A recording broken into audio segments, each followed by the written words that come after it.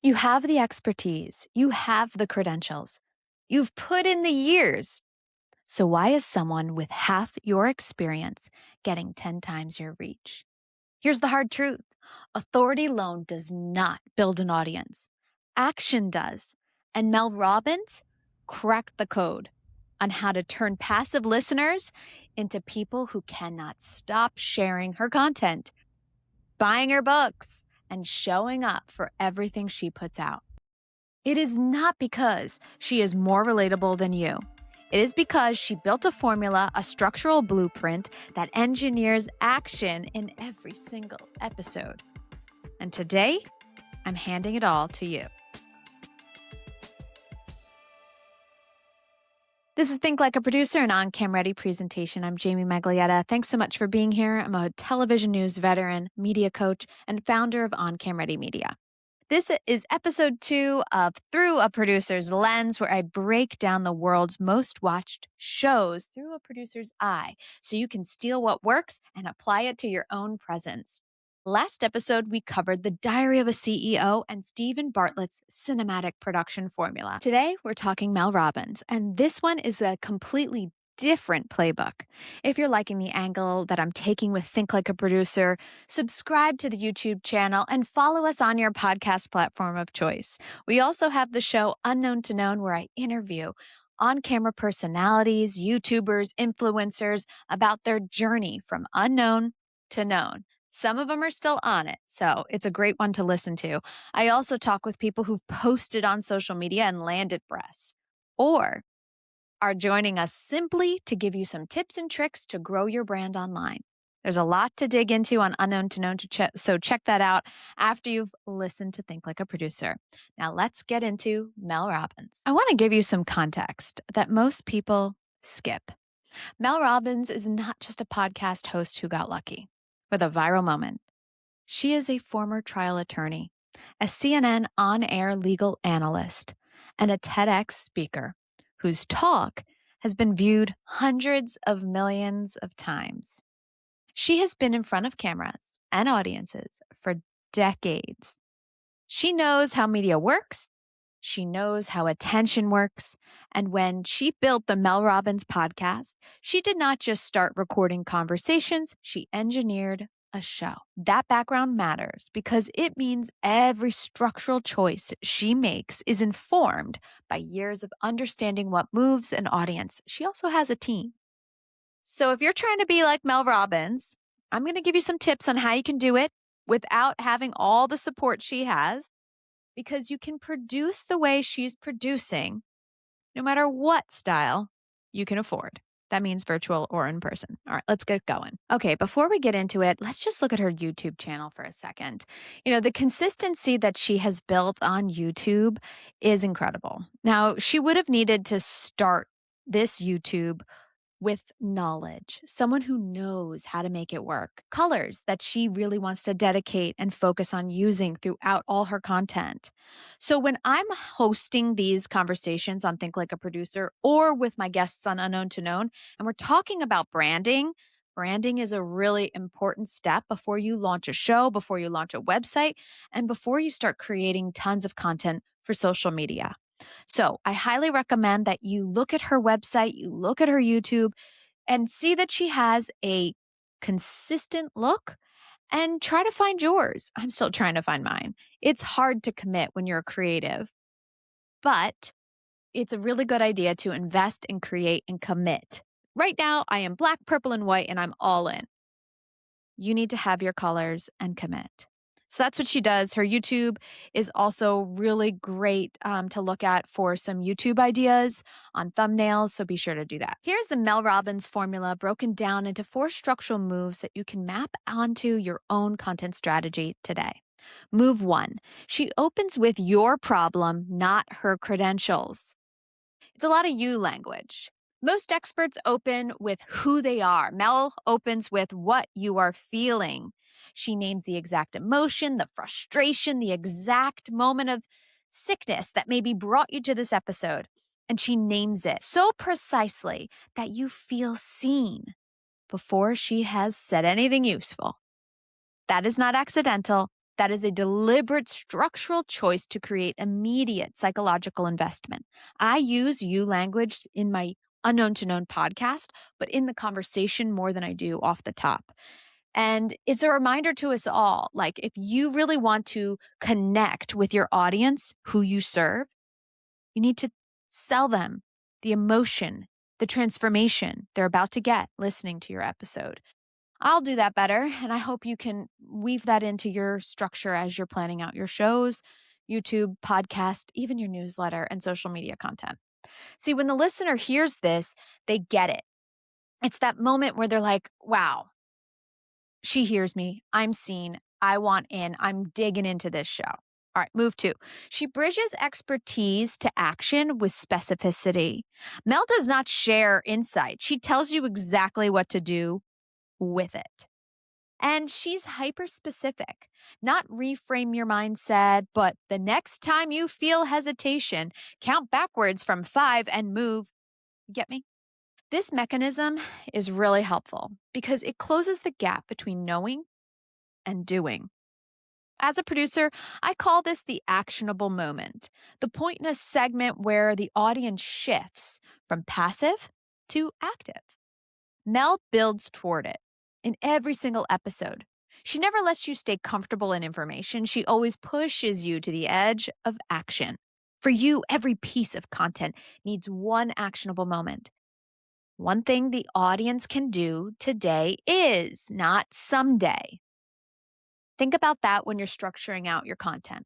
Move 3, she uses repetition as a brand architectural tool. The 5-second rule. Let them. High fives. These are not just catchy phrases. They are structural anchors.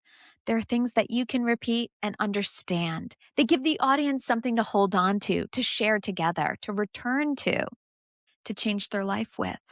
Repetition in content is the equivalent of a theme in a TV show. It tells the audience, this is what we do here. This is the language of this community. From a production standpoint, this is simply brilliant. It makes her content immediately recognizable, infinitely shareable, and deeply sticky. By the way, there is a podcast that I was on, and it was about, the sticky stories. Sticky is a really good term. I love to use it. If you don't know what I mean, look it up, guys. But there is a podcast on how to create those sticky stories. When someone hears those phrases, they know exactly where they come from. For you, this is your anchor phrase. What is the one concept or framework you come back to every time you're creating content for either YouTube, a podcast, a newsletter, social? Build it deliberately. Repeat consistently. Move 4, she produces emotional peaks on purpose. All right, guys, if you watch the Mel Robbins show, any episode, and you will notice the emotional architect she builds. She goes personal, a story from her own life, a moment of failure, fear. Then she pivots to the universal and she delivers the tool. She sends you out with energy. That arc, personal, universal, tool, momentum. It's a production framework. Yeah, guys, think like a producer. It's going to help you craft out a really good show. I know some great podcast producers. I can highly recommend them. I am consulting as a media consultant and I can help you shape. But if you're looking for someone to produce, I have producers I can connect you to and help manage and oversee if this is something you want to do. But my main business is more in the media consulting, helping you become more visible, pointing you in the right directions, and then helping you land that first or second piece of media that's going to help you secure more media. Media gets media, guys. All right. So this formula works. So map out your next piece of content against that arc if you want to try it out. Where is your personal moment? Where does it go universal? What is the tool you're offering? And how do you send them out? My tool? My visibility program. But you can actually download a free PDF. It's in the description. It gives you a checklist on what you need to become on-cam ready and an audit. So you can see how the media might see you before you pitch the press. All right, guys, There is more to this. Let me keep on going. This brings me back to bookability. I'm trying to talk about how you can become bookable on every episode where I'm focusing on these shows. The reason? Some people don't want to have their own show. Instead, they want to be guests on shows. So I want to make sure that when I'm sharing my point of view, that I'm talking to all of you. So if you want to be more bookable, you want to secure podcast opportunities and press, this little piece of advice is for you. This show stars Mel Robbins, who is a media favorite. I knew Mel Robbins. When I was at CNN, I would talk to her when she was getting checked in the control room. We'd have some small chit chat. And personally, I feel like you are seeing the authentic Mel, the one that wasn't really on camera before, on camera now. So if you see Mel and you're like, I want to be authentic like her, start tapping into who you are and how you behave with your friends and start practicing to make that comfortable, that version of you comfortable on camera. It's hard. When I first started, my husband would say, Jamie, you sound like you're a TV producer a TV anchor, and you need to sound more like you. I'm still not there, guys, but I'm getting there, and you can too. And that's what Mel's all about. She's just like raw energy, raw Mel, the Mel that I would get in the control room. And so here's something I want you to think about. You want to make sure that the audience can hold in their hands and use your advice. The guests who perform best on the Mel Robbins podcast are not the ones that are the most impressive resumes. They're the ones who show up with maybe a framework, a named process, a specific method, something the audience can hold in their hands and use right away. Think about guests like Dr. Casey Means. She came on, clear, specific, actionable point of view on metabolic health that felt both urgent and accessible. Our relationship experts who do not just talk about love, they talk about, those 3 questions that you need to ask your partner tonight. Producers book guests who make their audience feel smarter, more capable. And that is the standard. So if you want to be booked as a guest, you really want to think about this, because once you get that opportunity, if you don't succeed at it, you may not get booked again. But if you do succeed at it, you may get booked over and over again. Media gets media if you do it right. Be strategic. Think like a producer. So what is your framework? I want you to think about it. What do you call it? Can you teach it in 2 minutes? If not, that is your work. That's your homework, guys. Another part of your homework, go listen to an episode with Mel Robbins and take some notes. Notice the moment she shifts from insight to action. Notice the phrase and the concepts that she repeats. Notice how she closes and never lets you leave flat. And pay attention to the guests. What do they say? How do they say it? Do you find the 4 moves I suggested? Do you see them? If so, comment on this video. I want to hear from you. And I really hope that this helps you start thinking like a producer within your own content and on social media.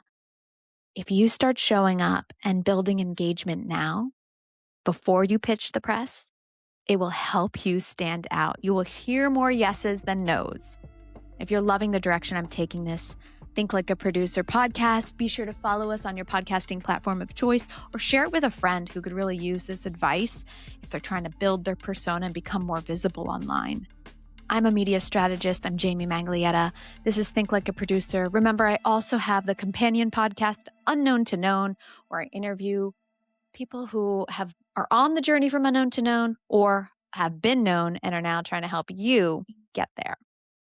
And I'll see you guys next time. See you online. Bye.